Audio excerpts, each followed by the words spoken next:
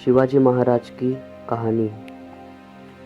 एक बार रात में छत्रपति शिवाजी महाराज सो रहे थे।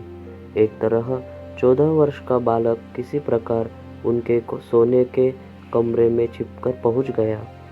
उसने शिवाजी को मार डालने के लिए तलवार निकाली, किंतु जैसे ही तलवार चलाने के लिए उसने हाथ उठाया, तानाजी ने पीछे से उनका हाथ पकड़ लिया।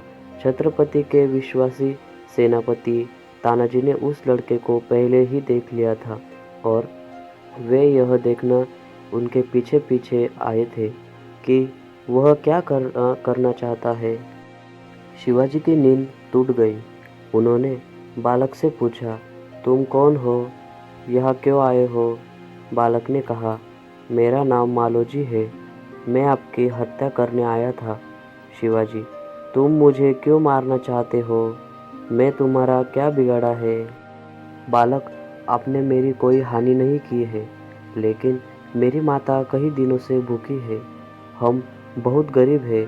आपके शत्रु सुभाग राय ने मुझसे कहा था कि यदि मैं आपको मार डालूं तो वे मुझे बहुत धन देंगे। इतने में तानाजी बोले, दुष्ट लड़के, धन के लोभ से तू महाराष्ट्र के उद्धारक का वध करना चाहता था। अब मरने को तैयार हो जा। बालक तनिक भी डरा नहीं। उसने तानाजी के बदले शिवाजी से कहा, महाराज, मैं मरने से डरता नहीं हूँ।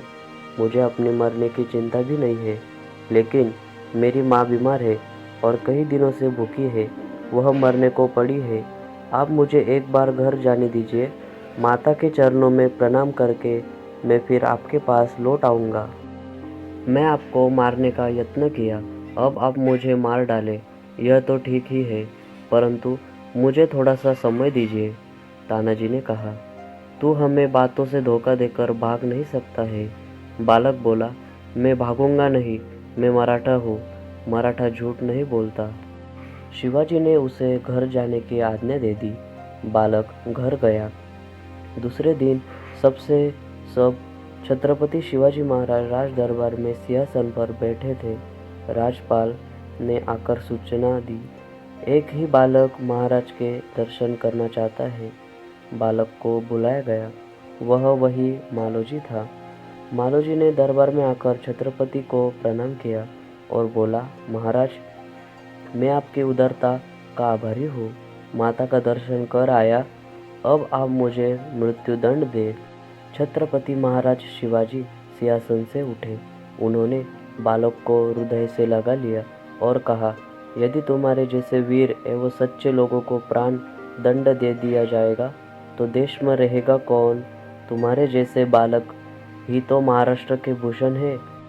बालक मालोजी शिवाजी महाराज की सेना में नियुक्त हो गया। छत्रपति ने उसकी माता की चिकित्सा के लिए राजवैद्य को भेजा और बहुत सा धन उसे उपहार में दिया। दोस्तों, यह थी शिवाजी महाराज की कहानी। हम आशा करते हैं कि आपको शिवाजी महाराज की कहानी पसंद आई होगी। धन्यवाद। छत्रपति शिवाजी महाराज की जय।